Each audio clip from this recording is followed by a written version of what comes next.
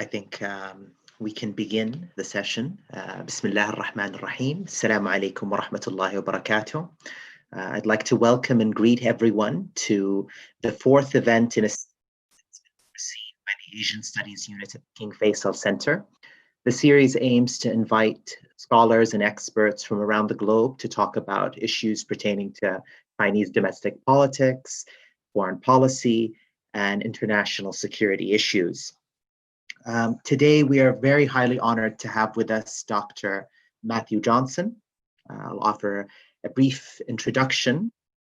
Dr. Matthew Johnson is a researcher and consultant specializing in China-focused advisory, due diligence, and risk mitigation. His past experience includes work as an academic, global macro analyst, and international higher education manager. He has taught history and politics of modern China at the University of Oxford, and was the head of the East Asian Studies program at Grinnell College before moving to Malaysia as the founding dean of the Faculty of Arts and Social Sciences at Taylor's University. He has lived in China and Asia for 5 years and is the author of more than 80 academic articles, chapters, reference entries, and reviews. He is the co-founder and director of the PRC History Group, and most recently he has co-authored a report on China's digital renminbi, the flip side of China's central bank digital currency. And he is also an associate fellow at the Global Diplomatic Forum and a non-resident fellow at Synopsis. I should add that Dr. Johnson has written widely on issues related to Chinese cinema, ideology, national security. His scholarship is of the highest caliber and extremely original. And it is both a personal as well as a professional honor to have him here on this podium to share with us his insights and his commentary on a variety of issues. The event today is going to be of around an hour and 15 to an hour and 30 minutes at most. It follows a conversational style. So the first 45 to 50 minutes will be allotted to a conversation between myself and Dr. Johnson with a set of pre-prepared questions that would also involve more freestyle back and forth. And once we finish up that allotted time, we'll open the space for a Q&A with the rest of the audience. And of course, anyone who has any questions or comments, please type them down in the chat box below. And a few exceptions, we will allow people to provide their input directly through the mic. So without further ado, let's begin. Dr. Johnson, maybe we can pose the first question to start off the discussion, which is how has China's conception of national security evolved since the 1990s, and what are some of its key features, to give us sort of the historical background of contemporary developments? Sure.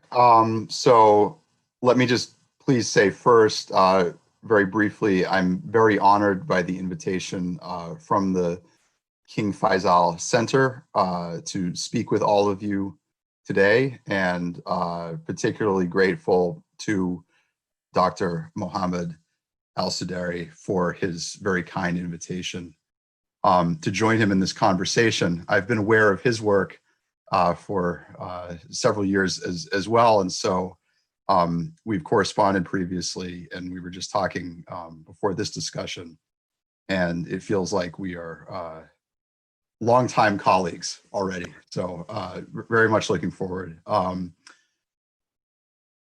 dive right in. Let me talk a little bit about China's conception of national security since the 1990s.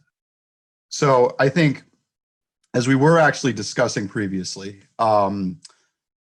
during the immediately post-Deng era, so the era of Jiang Zemin, and an era of extremely rapid growth in China's economy, cultural and ideological issues once again came to the fore. Now, they had always been in the mix politically in China. Even under Deng, it was very clear, I think, that the party was not only going to maintain firm control of the political system, but also of culture and ideology as well. But again, as China's economy grew and changed, what that meant in practice was a little less certain. Under Jiang, however, globalization really takes off, which was something that you and I were also talking about. And I think at least the entry point for this paper that I wrote on the origins, evolution, and expansion of China's total security paradigm, as far as that paper is concerned, the 1990s are very significant because it's when the party and leaders like Jiang say globalization is becoming such a powerful force and it's having such an impact on our society that we need to create more effective bulwarks against more negative influences of globalization, including cultural influences. And now Deng had said very similar things also. You know, if we open up too much, all kinds of things are going to come in. You know, it's basically going to embolden adverse political forces within our own society, et cetera. But under Jiang, the conversation became even more strategic. And one of the main focal points for that conversation, there were actually two main focal points. One was cultural industries, and then increasingly the other was soft power. So in other words, the main change during and after the 1990s was that China's leaders began to formulate coherent strategies for regaining control in the cultural sphere and, in a sense, pushing back against globalization, which was seen as Western globalization, and its main forces like Hollywood, you know, like mass media and popular entertainment, and even intellectual ideas. And so that 90s, you know, kind of economic growth, globalization fueled growth era, those were really the forces that helped to define that era, I think then gave rise to, in China, a kind of framework for confronting globalization that I've referred to in research as cultural security. Now, this term cultural security itself, you know, we can dive deeper. It comes out of, I think, that same moment and that same history that I've described. It has gained additional momentum, of course, in present day China under Xi Jinping, with the formation of a new National Security Commission, or as some people translate it, a you know, Chinese Communist Party Central State Security Commission, whose portfolio, so to speak, includes management of threats to China's cultural security. And Xi has, throughout his tenure, been very keen on this idea of managing threats in general, whether they're financial threats, cultural threats, ecological threats, risks or challenges, as you know, they appear in political discourse. So that's the kind of sweeping overview. I know you and I both have an interest in history. So part of what I've tried to do from a research perspective, which is unfortunately becoming somewhat more relevant to the present, is looking at the Cold War origins of this kind of thinking, you know, Mao's suspicions toward US peaceful evolution, and you know, US efforts to transform Communist Party-led governments through cultural means, through, you know, sort of softer means, not only cultural, but, you know, not fully militarized. So there's that continuity side, there's the kind of globalization side that we've just discussed, and then there's this more recent side of the cultural security discussion, which is how China now is once again attempting to carve out, I would say, a more well-defined and defensible place in a global economy as a stronger power that creates, again, more space for Communist Party sanctioned norms, values, etc., to flourish. That's part of what cultural security is about. So on the one hand, it's about managing flows, but on the other hand, even going all the way back to cultural industries, it's all about being able to kind of push outward, both within Chinese society and then also globally, and to create a world in which Chinese culture, state culture, official culture plays a bigger role. It's interesting in your comments, like even though the discussion is on national security, broadly speaking, there's a lot of focus on cultural security, even though even the committee that was created in 2013, the National Security Committee, it has over 11 sectors under its purview, right? So military security, political security, ecological security, economic security. So I'm wondering, is there a greater emphasis placed by state theoreticians, something that has historical weight to it, that they sort of paid that much attention to cultural security, which could also be interpreted as ideological security? Because I've seen, for example, in party writings, that oftentimes they would say, well, cultural security is the core of national security, and at the heart of cultural security, or the core of cultural security, is ideological security. So I'm wondering, why do you think there is that great emphasis placed on this?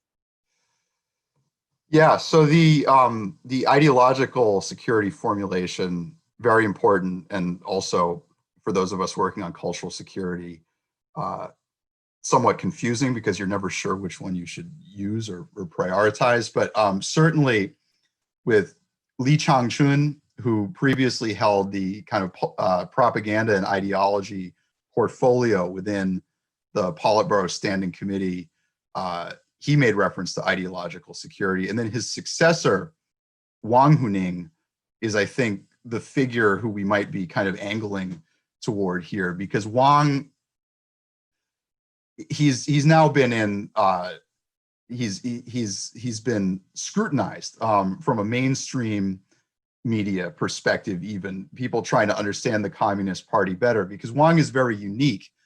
He's been a theoretician across several successive eras in China's political history. He kind of rose up under Jiang Zemin, became director of policy research under Hu Jintao, and under Xi Jinping now, he is a full member of the Politburo Standing Committee. So in that sense, he's one of the 7 most powerful political figures in China. And Wang, at least through the research that I did, I came to the conclusion that Wang was really one of the main architects of this cultural security idea in the post-Mao era. And that doesn't mean that he was necessarily the first to use the phrase cultural security or ideological security, but it does mean that he wrote what I believe in that it had an impact on what other intellectuals and ultimately even what others, at the center of the Chinese Communist Party were thinking. He wrote some very seminal articles really on issues of globalization and what he called China's cultural sovereignty. 100%. And that to me, and we've talked a little bit about this, but it's that formulation that is really at the heart of the issue if you want to view China in nation state terms, is that ideological and cultural security are about maintaining China's sovereignty in the cultural realm. And so Wang was writing in the very early 1990s. So again, this era that we've just described and tried to dissect a bit. And his main concern did seem to be with the impact of Western globalization on political stability within China. So not just sovereignty, but the continuation of China's ruling party political system was ultimately what seemed to be at stake, but national unity, et cetera, also. And again, it's hard to say that Wang Huning alone is responsible for the policy changes that have followed as a result, or sort of in tandem with the rise of this cultural security paradigm.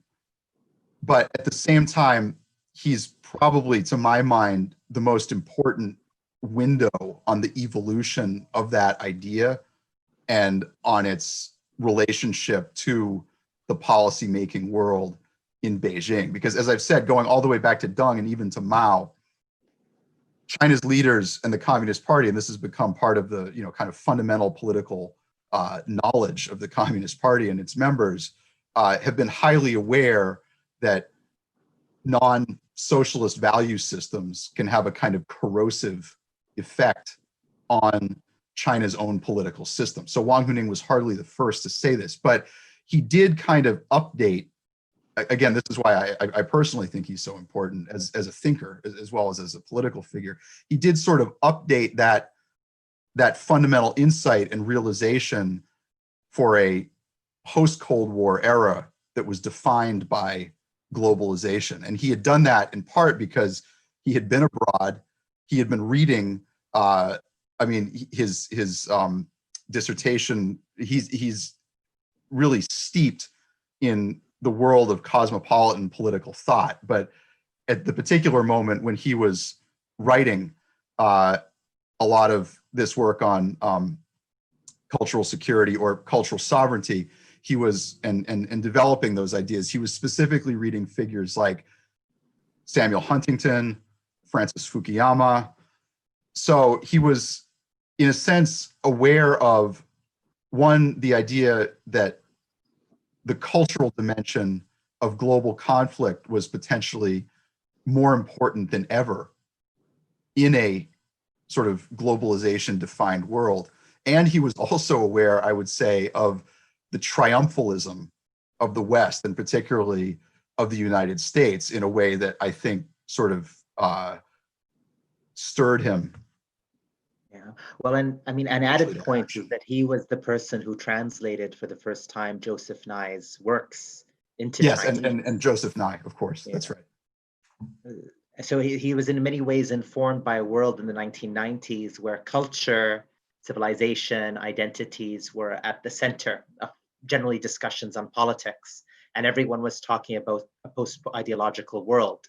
So in a sense, ideology and culture became fused together, theoretically, I guess, is one way of thinking about it. Absolutely. Because from a perspective, and I think this in a sense was Wang's argument, from a perspective that is not a Western perspective, there is no post-ideological world. Globalization is fundamentally ideological. It carries with it ideology, in particular the ideology of the West and of Western political values. Whether that's a somewhat crude assessment or not, that was nonetheless, I think, the vantage point from which Wang was seeing globalization. And you can hear it now in Xi Jinping's various speeches to the party itself. The idea that what really caused Soviet collapse was a loss of faith in socialism. And so that's where ideology comes in as well. The idea that, and this again is as a historian, I would say one, it is a fundamental debate within Marxism. It's also been a fundamental debate within Chinese Marxism, or socialism with Chinese characteristics. What role does the superstructure play, right? Mao was a great voluntarist. Mao thought that if you sort of believed it, you could achieve it. There's a bit of that in Xi Jinping's thinking, and certainly in his analysis of the causes of Soviet collapse, which I was looking at again recently. Each new central committee, he's spoken very forcefully on this theme. That after Stalin, basically, what you have is a gradual loss of faith that leads to the dissolution of the CPSU, of the Communist Party, of the Soviet Union, and the Soviet Union itself. So these are very fresh issues, I would say, in political thought in China right now. Maybe if we can take a slight detour, though, if you can talk a bit more about this sort of different attitudes about the relationship between the base and the superstructure when it comes to leading to these types of cultural and ideological threats. I think that might be useful to some of our listeners who might not be that familiar with these types of Marxist frameworks. Sure. You know, I did audit actually a seminar on Marxist political economy when I was in graduate school, because I felt like in order to be able to converse with Chinese colleagues on an intellectual level, this was something that I have to that I had to understand better. I'm not sure how much of that I've managed to retain, but let me let me try and flesh this out a little bit. I think the idea basically is that the course of history in what I would call sort of more orthodox Marxism is shaped by material forces. So relations of production, social forces also, but social relations, technology are fused in a way that, again, and this is the part that I've never been able to see so clearly myself, in a way that kind of determines the path that a society takes. So this is the kind of fundamental, I would say, Marxist view, but coming from a non-Marxist, I'm sure I've got many things wrong about it. But in any event, it's a materialist view, right? It's a view that sort of, it's almost the physical relations of power and control that exist between human beings and between humans and human civilizations and the kind of raw materials and resources of the earth that shape the course of history.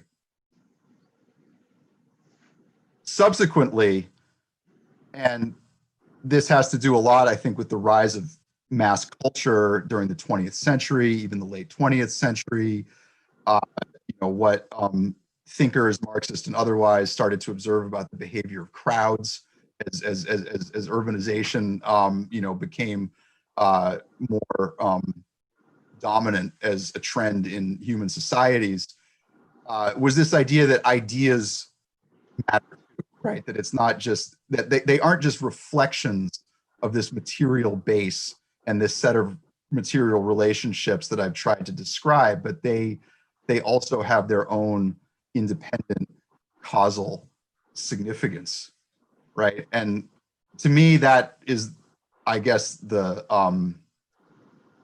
underpinning behind the idea, obviously, that ideas and culture matter from a Marxist perspective, which again, I am probably doing a pretty bad job of laying out. I have colleagues who, you know, from my sort of history of China days, are much more interested in these ideas. I doubt any of them are listening, but if they are, they more reason to think that I have failed to see the truth. Anyway, I think that tension between do material forces matter or do ideas matter in history is also, I think, evident. It doesn't necessarily come from Marxist sources, but in the debate about whether in a post-Cold War, also post-nuclear security environment, ideas and ideational factors matter more in terms of determining outcomes, right? So in Wang Huning's writing, also, as you know very well, he's almost taking off from a Copenhagen security studies school type, you know, security is really about securitization. You know, it's about sort of objects, social objects, which the state, the military, et cetera, determines as relevant to this kind of broad concept security, and then attempt to secure. Culture has become one of those objects. Culture in a post-Cold War world, because it is seen as vital to national security interests for reasons that maybe we can unpack. And I'm not as sure about myself from a policymaker perspective. I'm sort of more sure about it from a security studies intellectual community perspective. It's this idea just that culture matters, but culture also matters to states, and states then attempt to secure culture. And what that means is they attempt to secure cultural flows across their borders.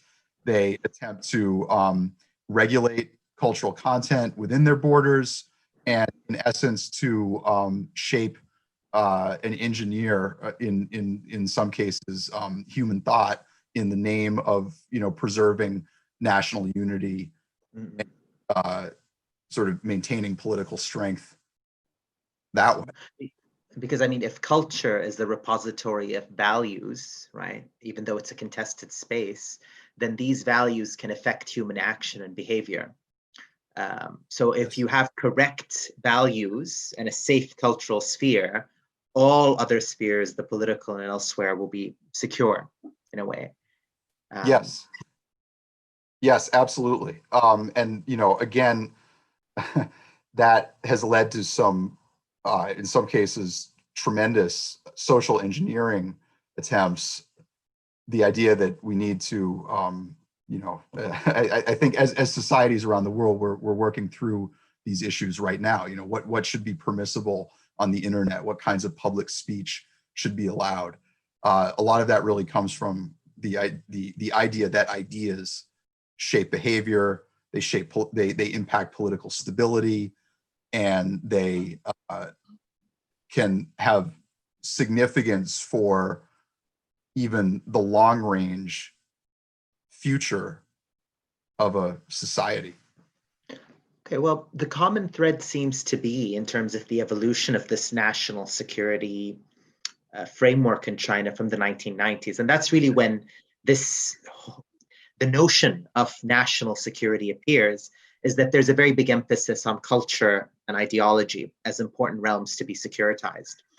So maybe the next key question I'd like to ask you is then, how is this operationalized on the ground, especially in the Xi Jinping era? Like, we've heard from you that there is a national security committee, but then how is this expressed in terms of what the state is doing or different state actors are doing at the current juncture and moment? Right. So just taking a step back very quickly, I would say that the Xi Jinping era is both kind of an extension of the late Hu Jintao era. This seems to be a kind of insight that is now appearing across think tanks and above the kind of and throughout the wider sinological community, if we want to call it that. And it's one which I happen to agree with. So the idea of Xi as a kind of like restoration of Mao, that falters a bit because as we've just discussed earlier, which you didn't say, but that's certainly been that's a theory that's been advanced also, because for all of the reasons that we've just laid out, these sort of issues around cultural security begin to gain momentum during the 1990s, certainly, and then it's under Hu. Although again, by that point, Hu is one of many key political actors in China. Xi Jinping is on the rise, and it's interesting to think about how much he may have influenced politics during the late Hu Jintao era. But in any event, it's during that later era that we really start to see cultural security kind of coming to the fore. But Xi Jinping really grabs it with both hands, especially in terms of setting up this National Security Commission in 2013, 2014, which others have called, with reason, a Central State Security Commission. The implication and the inference being that the real point of comparison here is the Soviet Union, where the function of this kind of an organization or body is to secure not China, the nation state, but the Chinese Communist Party, the political, the key political actor within that nation state. And so I actually think both points happen to be true. I think first and foremost, and it's in all of the pronouncements and meeting readouts, et cetera, that are that have accompanied the establishment of the Central National Security Commission or Central State Security Commission. Political security is the first and most important domain of security, and that very clearly means the stability of China's current political system. But at the same time, I do think that national security is a fair way of translating 国家安全, because the issues that fall under that body really are as much, and this goes particularly to the cultural realm, as much about national unity in a broad sense as they are to reproducing party ideology, for example, in a narrow sense, even if the ultimate aim is, of course, related to the party and its long-term governance goals. So what has Xi Jinping actually done on the ground? As academics, certainly the fight against historical nihilism would be seen as one of the kind of key battlegrounds for cultural security, where how we write about the past has to be very carefully scrutinized, because the past, as historians know well, is an important lens through which people read the present. And in the name of cultural security and political security, China needs a history that not just tells China's story well, but also in particular tells the story of the Chinese Communist Party well. And so when I was doing research in China, that was a very important shift that I noticed as somebody who was doing research in archives, was that the change in terms of access was actually quite noticeable. But that's really, from a historian's point of view. So to go broader, the Cyberspace Administration of China, which is the external office of an internal Communist Party central body for the government, basically for internet security, is a key player in this space in terms of the regulation of content. All of the old tools and techniques of censorship are important. That's the kind of negative dimension. There's a positive dimension, which is, again, I just mentioned telling China's story well, which is a favorite stock phrase of Xi's, but also, in film, in thought, so in academia, in the think tank world, for example, being more productive as a country, so to speak, is part of cultural security as well. It goes back to that point that I tried to make at the beginning, which is it's not just about defending ourselves from globalization, but it's also about, in a sense, changing globalization itself and kind of changing the relative cultural balance of power, so to speak. And so for that reason, even today, the Communist Party is very keen on cultural industries, making sure that, okay, so now we're thinking about commemorating the China's entry into the Korean War. So we need lots of films about the Korean War, so-called mainstream cultural production, which is really, sort of official cultural production, or what some might call propaganda, is still very much a part of cultural security as well. So there's the repressive aspect, so to speak, which I think, obviously gets a lot of attention, also outside of China. But then there's the productive aspect, which is really reshaping the general cultural and ideological and information environment so that it's not just a vacuum. Mm. And this is, of course, in terms of the cultural and ideological realms. And I'm wondering, actually, if under the wide rubric of national security, whether other spheres are also experiencing a lot of change. Like, for example, you've issued recently and you report on sort of the emergence of digital currency, and this is sort of interlinked with a lot of new conceptions about economic security and the need to obtain, for example, self-sufficiency in technology as a key security objective. 自力更生 is a sort of a slogan we hear often. So I'm wondering whether you have any insights or comments on that sort of takes us a bit away from sort of the discussion on culture and ideology, although it's sort of connected to it to some extent. Sure. So I would say particularly under Xi, although this in a sense is a kind of post-financial crisis perspective within China also,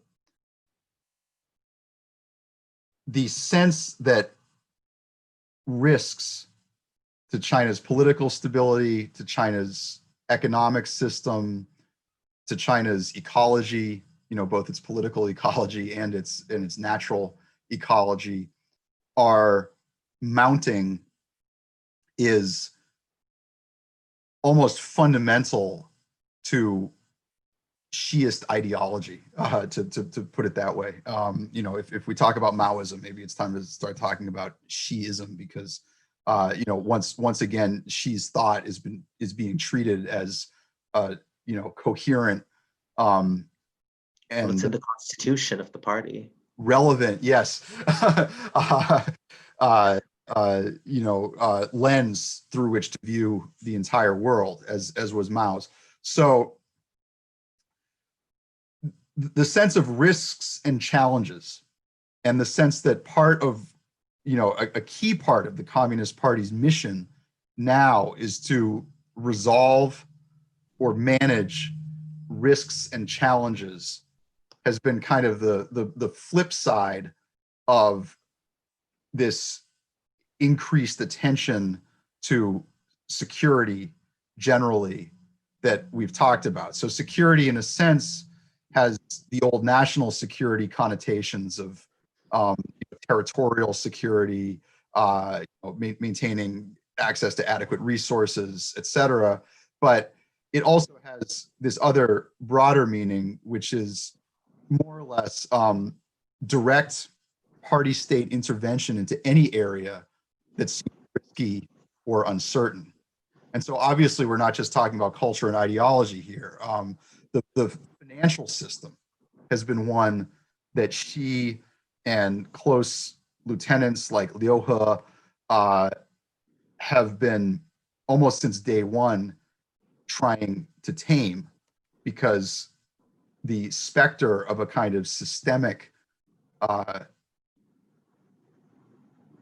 event, another global market crash that could lead to something, fairly serious in China as well, is, I would say, really present in terms of how the Chinese Communist Party even now thinks about and manages the economy. So that's issue one. The other issue related to both the financial system and also to technology and self-reliance, as you've just mentioned, is China's fraying relationship with the United States and China's, again, going back to Mao, but this, I think, you wouldn't find many politicians in the world who wouldn't be willing to stand up and say, we need to be more in control of our own destiny, right? So that's been a kind of key part of politics in China under the Communist Party as well. But in the science and technology realm, this has a very specific meaning, which is that we have to be more in control of our own innovation. We have to be more in control of our own sources of technology, because the world, again, is becoming more uncertain. Our relationships with other major powers, with the United States, are less and less certain as time goes on. And so this is also a security issue, securing reliable sources of advanced technology through, again, not imports, but domestic innovation. And so you mentioned the DCEP report, the digital currency report that I was one of the co-authors on, with a group of fantastic colleagues at ASPE. in Canberra. And so there, what we're talking about is China's, again, starting with the party, it's really been the People's Bank of China, the central bank that has at least been most visibly at the front of this. But China's effort to simultaneously sort of master the risks of emergent financial technology, which are not known by central bankers anywhere, but it's very clear that the whole technological ecosystem is beginning to evolve in ways that are that have really significant implications. So it's getting ahead of emerging fintech, and then at the same time, it is also about again, China's dependence on the U.S. dollar system, the role that it plays in U.S. foreign policy, and these other big systemic issues that have to do with international rivalry, as well as a kind of broader sense of, the future is uncertain.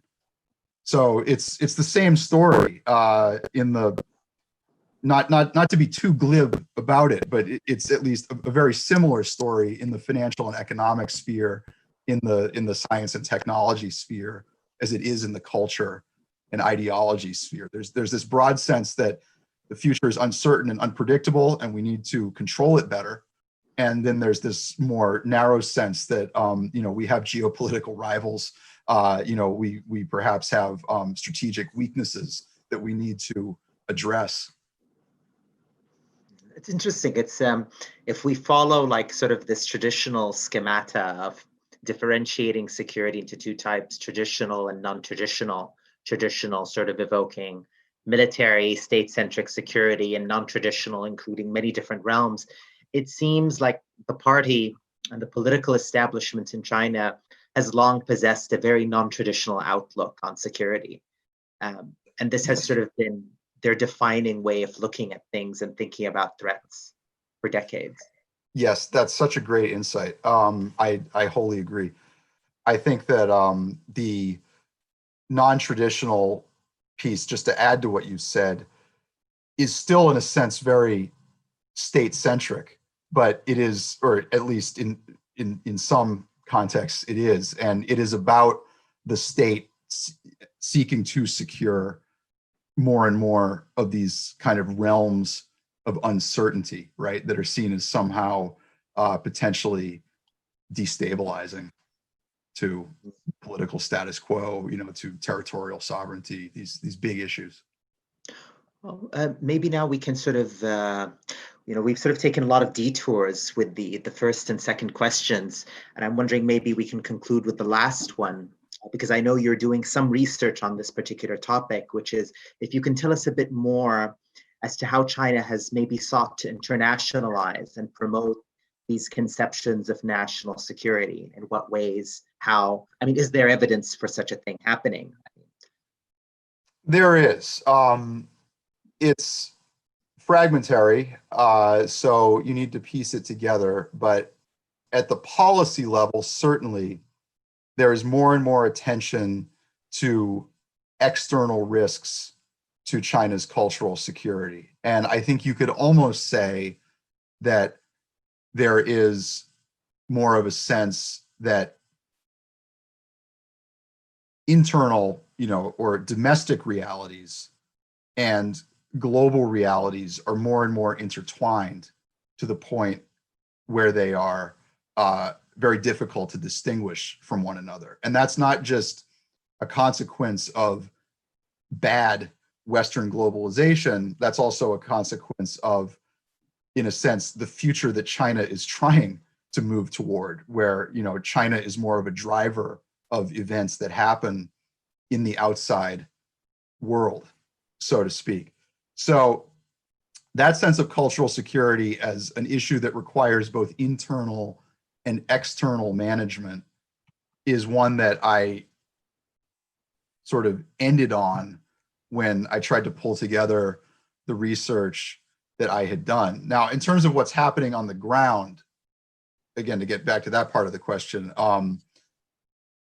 so the policy side seems fairly clear to me, but the on the ground dimension, there's where I think it's more fragmentary. Some of the pieces are the idea that China needs to build sort of data-driven early warning systems to detect risk outside of China and to monitor information outside of China better would be one area where I think on the ground realities are evolving. And that's certainly been the claim that I would say, you know, it's a very small community of researchers, but whose work is fairly cutting edge in terms of mapping the sort of corporate strategy and actual, you know, operational reach of what appear to be private companies, but which are working fairly closely, if not very closely, with you know, state security or cultural or propaganda institutions within China to kind of carry out this mission of gathering more data, analyzing it, learning what's being said, and then maybe being able to react better to what's being said. So what state-linked corporations are doing with data would be kind of on the ground area that I would think about. Another is this idea of kind of second generation think tanks.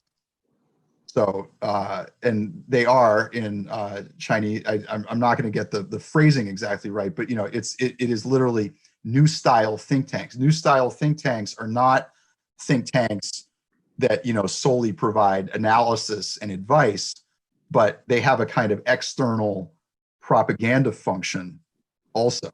So, you know, they're speaking to external audiences as well as to internal audiences, and they are those external audiences are audiences abroad. So, you know, they are trying to establish audiences, intellectuals, you know, others in other countries who will be ideally receptive to whatever messages are coming from these think tanks.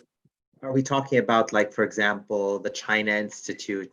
I think it's called that in Fudan, like Zhang Weiwei's type of outfits or something? Sure. Different? So, I mean, yeah, in addition to specific think tanks, I think also it's just, this is the mission that all think tanks have now, right? Like, this is part of your, this is one of your KPIs as a think tank, is the degree to which you are international and, you know, saying the right things and, you know, meeting the right people and influencing them. You know, that much is true.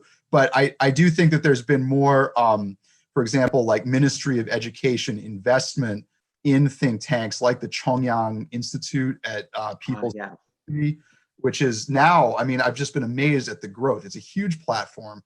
They have smart people. They post really insightful stuff. You know, but at the same time, it's very clear that part of the goal is to get China's voice out there and get China's voice heard. Telling China's story well. Telling China's story well, you know, and getting, but obviously that can have a lot of different meanings depending on the audience. And this is an old, you know, issue that I noticed even as a researcher and as a historian was, you know, we talk about like mass culture during the Mao era, but even during the Mao years, propagandists were very clear that, you know, you have different segments of society, right? And you have to speak to each of those segments of society differently if you want your message to be effective. So, you know, the purpose of think tanks isn't to speak to everybody, but it's to speak specifically to intellectuals, policymakers, you know, people who are more in the realm of ideas. You know, like more mass audiences or youth audiences, right? We have like, you know, YouTube videos about the 13th five-year plan. You know, that was kind of a fun topic,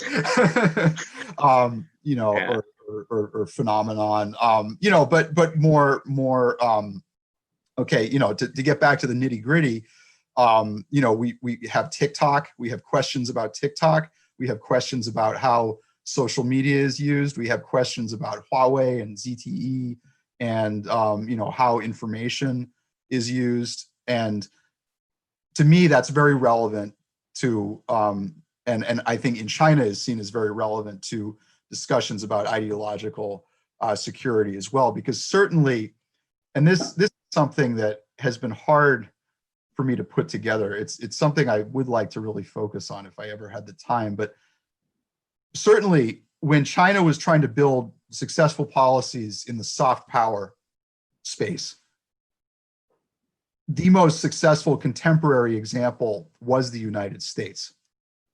So even though, the United States is the competitor who we cooperate with and struggle with, on the other hand, the United States is a kind of model for successful global nation state building, right? And I don't think it's been lost on anyone in China who is responsible, for this kind of thing, that, that had to do with, among other things, the telegraph, telecommunications, now the internet, the backbone of the internet. So that is part of China's strategy as well. And I think that it's obviously going to, continue to fuel a lot of discussion about what technological globalization means as states themselves, right, through this securitization process that we've been talking about, attempt to manage risk, basically using any tools at their disposal, including whatever data they can get their hands on, including whatever infrastructure they can kind of commandeer, right? So that's maybe one way of, that's at least another way of tying technology back to cultural security, and then also to some of the bigger security issues we've been talking about also. Very fascinating.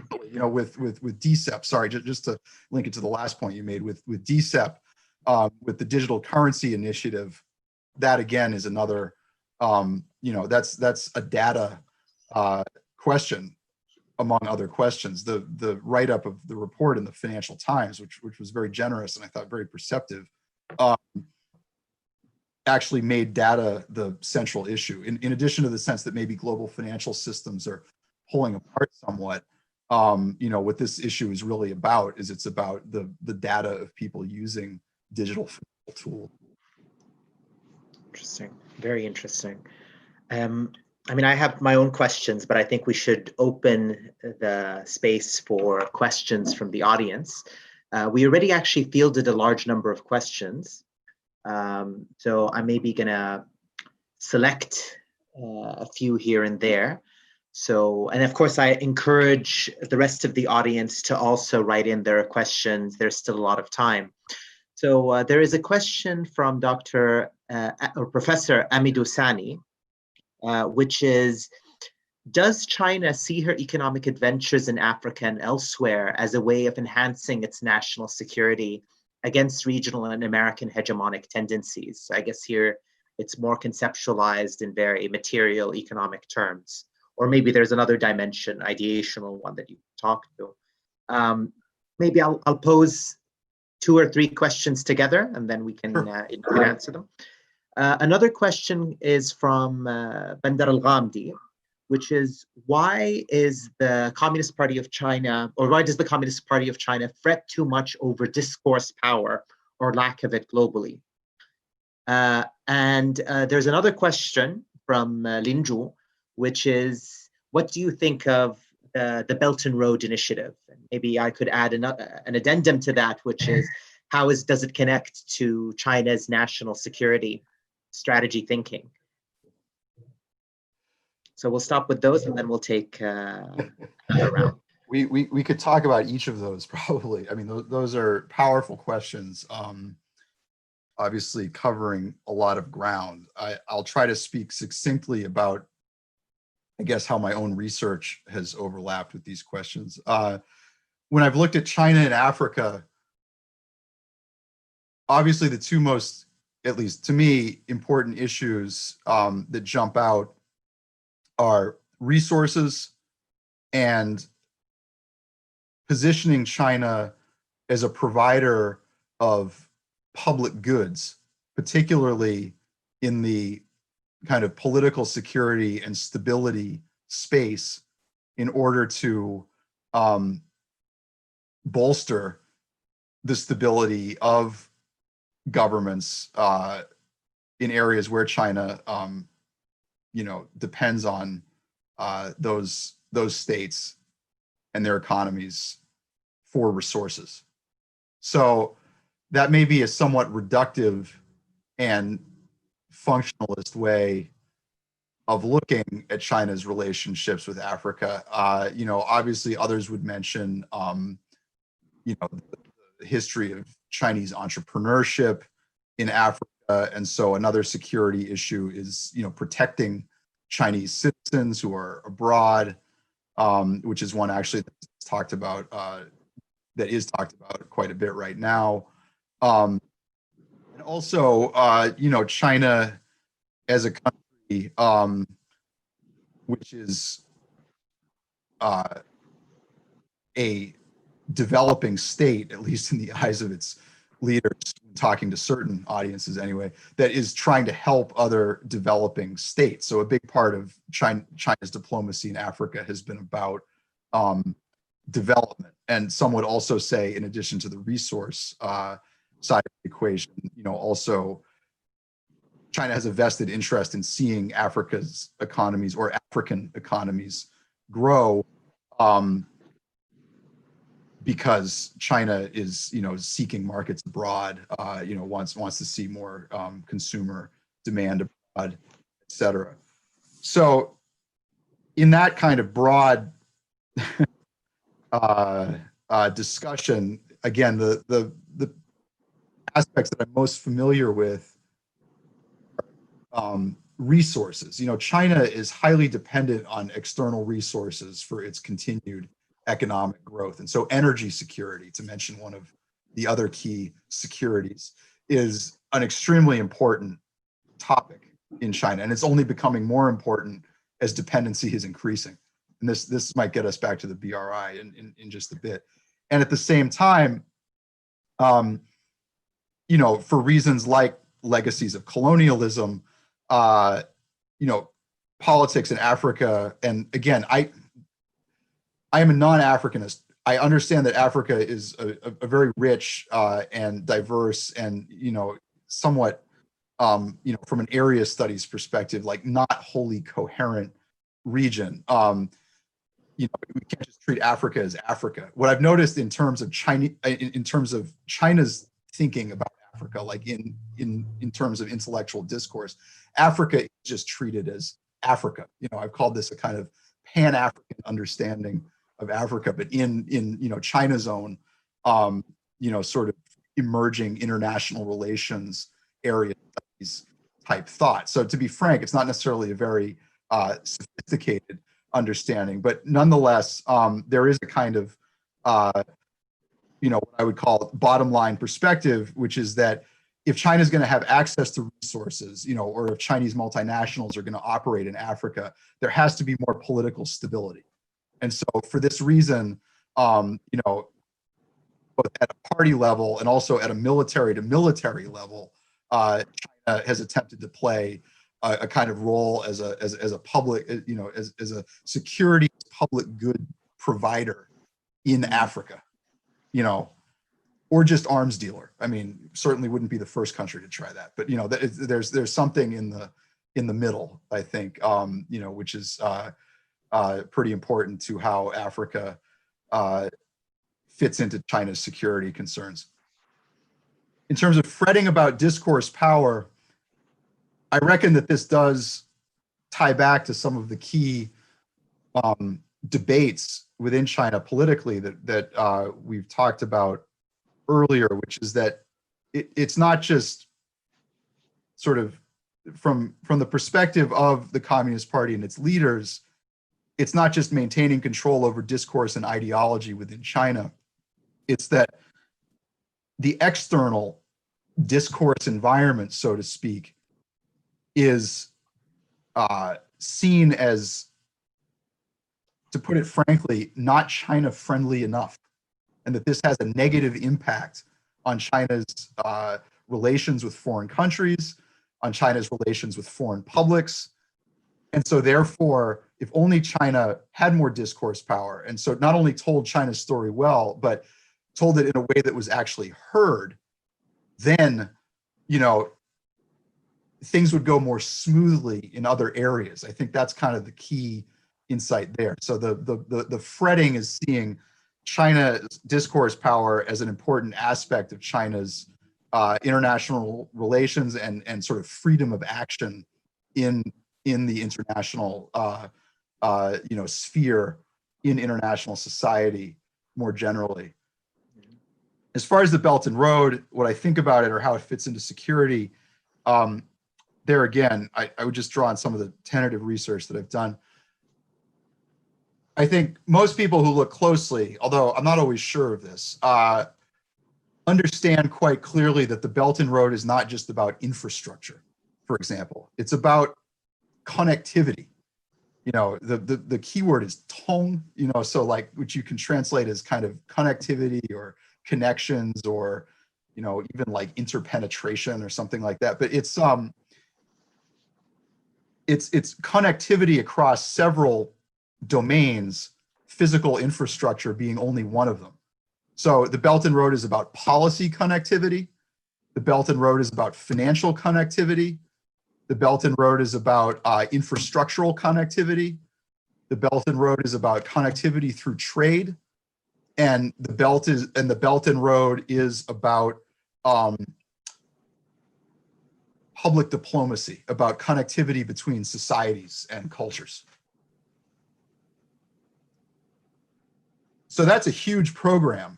If you're a manager of an SOE, or if you're the head of a province, or even if you're the head of some department in a province, that's a pretty big project to consider and support, right? But the idea that the BRI is just about deal making and infrastructure is maybe a convenient fiction, but it's definitely a fiction. So again, in terms of China's national security, I think you can imagine how all of these areas then impact China's national security. Well, policy connectivity is about aligning the interests of foreign elites with China's own agenda. Again, this isn't anything nefarious or unusual. This is how states conduct international relations, but certainly it's a big part of the BRI, finding common ground.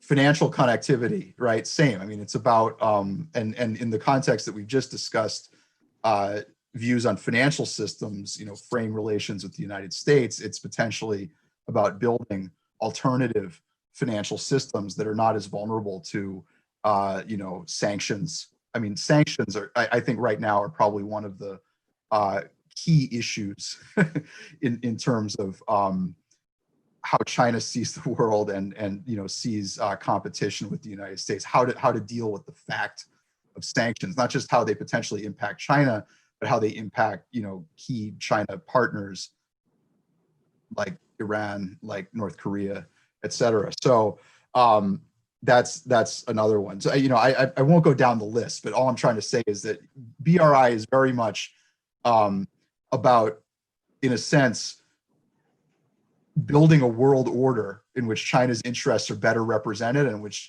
China is more integrated into the very fabric of globalization itself. And so to go back to our cultural security discussion and that perspective on globalization, once again, I think the connection is somewhat about is through this idea of re-engineering globalization, right? There's something about globalization that is still very Western, or is still dominated by the advanced economies, depending on how you want to look at it, because you've got Asia in there also. But nonetheless, it's about changing globalization to better reflect China's interests and values. Maybe we can take 3 more questions, because I think we're reaching the time limit actually soon. Sure. So this question is from Al-Hanouf Al-Hawass. which is that Chinese globalization is becoming ever bigger every day. And its influence is not only felt in developing countries, but also in countries like the United States. Why hasn't the US and Western countries in general take China or the risk posed by China seriously? And then the two other questions, which have come from anonymous attendees, is what is the biggest threat that China could face in terms of its national security from a Chinese point of view? And the third one is, why is the Chinese media so weak in terms of its, I guess, ability to persuade foreign audiences?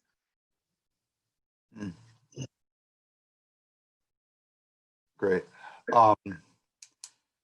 Well,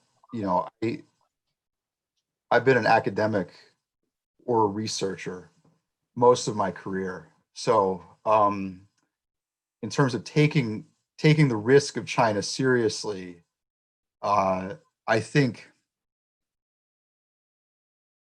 just to take a crack at this one, perception has really steered the response, right? So let me again just speak from personal experience, because that's the vantage point that I know best. But I'm obviously not a policymaker. In 1997, which was the first time that I went to China, coming from the United States, China really felt like a developing country, and what I mean by that is, however we measure living standards, right? They seemed on average to be lower. It was a dynamic country. It was not a country in which I saw a lot of suffering necessarily, although I spent all of my time in Beijing during that period. But, it was a country that, for a young American, seemed very different from the United States. And, at the same time, it was very clear, and this is why I was there, it was a country that seemed to be increasingly important in the eyes of the professors that I had in university, and even family members, right? So it was something that I was very curious about. You fast forward another 10 years to 2007, you're talking about China on the sort of eve of the Olympics. Beijing is completely transformed. It's a very, very different place, right? So I guess what I would extrapolate from that, and then another 10 years to 2017, we're into we're getting into Xi Jinping's second term, and so issues of China's rise, et cetera, are now like fully fixed in people's minds, including in the minds of people in China, not just in the Chinese Communist Party, but like ordinary people who have seen their own society go through these kind of massive transformations and play a more influential role, seemingly, on the international stage. So one reason one could argue is that the changes have been really rapid, and whether perception has kept up with those changes is, I think, an important question. Sometimes, to me, it seems like understandings of China are almost 10 years out of date, not just in terms of how the discussion is understood, but in terms of where, to be perfectly frank, the security risks lie. Who the actors are, what is the united front, this kind of stuff, right? I mean, people are still catching up to how the Communist Party, from a more powerful position, such as the position that it's in now, attempts to intervene in and shape global events using the tools that it has, which are some very interesting and very powerful tools, which are not necessarily very well understood or known in societies that don't have, this kind of political party. But it's really, it's thinking of the Communist Party as a party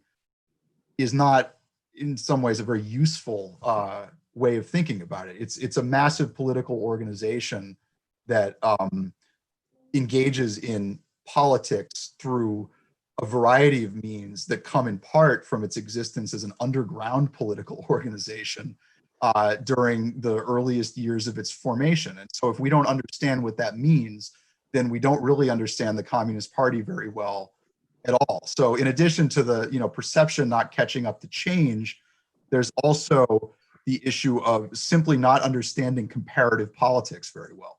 Not understanding that there are other systems that don't look like the systems that we're familiar with, and then understanding what the implications of those differences are in the security realm, right? It would be good to understand those differences. So that's where we are now. Biggest risk to China, why is China's media weak? I mean, I have a hard time answering these from my own perspective. So when I get these kinds of questions, what I like to do is answer them from the perspectives of, for example, China's own political leaders who have attempted to answer these questions. So as I mentioned, for Xi Jinping, at least he says, the biggest threat to China is that Chinese people will lose faith, and members of the Communist Party itself will lose their faith in socialism. So, that's the topic we've been talking about in a sense for the past hour is, why faith is important in the context of China's political system. Idealism, belief, a sense that utopias can be built, all of that is very important. So risks in that area are also very important, massive, really. And it comes down to, again, to a certain degree, I think it comes down to the example of the United States and, maybe the West generally. But what these societies are seen to have achieved versus what China, maybe in the eyes of its own people, has not yet achieved, right? So we have to have faith that we can do this, that we can achieve this, because we can't necessarily look to history, although, maybe we can look back to the Tang Dynasty. But I mean, I don't actually really think that those historical parallels are taken too seriously in Beijing. It's more how can we become strong, like the strongest countries now, but in our own way. And then on the media side, why is China's media weak? One explanation that I hear often thrown around is like language, right? It just doesn't speak literally in enough languages to the rest of the world, right? And I would say personally, from a managerial perspective, so to speak, I don't know that you can sort of decide to create good, like culture that people find appealing the world around. That's really what you need markets for. I mean, that I apologize for sounding like a kind of fundamentalist there, but that's you have to have innovation and iteration, and lots of incremental steps. And I don't even know that you can have the particular goal in mind of creating a culture or even a meme that is globally influential. It just kind of happens, right? Because I would say, and maybe this is a good closing thought, for all of the efforts that states over the years have made, including China's own state, to control what people think, you don't necessarily see a lot of evidence that those projects are successful in and of themselves. This, I think, is a key point for me, and it's one that I've gotten out of historical research also. But the flip side of cultural security and maintaining ideological conformity is always actual coercion. You can't just engineer belief into people's minds. You have to punish them for behaving in ways that betray other beliefs. So you have to have, corporeal, like, punishments that can take those who, don't accept these values and at least make them behave as if they accept those values. And so, you will never secure culture without a public security apparatus, which I should have mentioned earlier is another side of how cultural security is managed. You will never control culture without a public security apparatus that can punish people for saying and believing and thinking and creating, right? Things that do not align with state-approved cultural norms. You can't build a successful church without an inquisition to accompany it. That is so apt. Yeah, absolutely.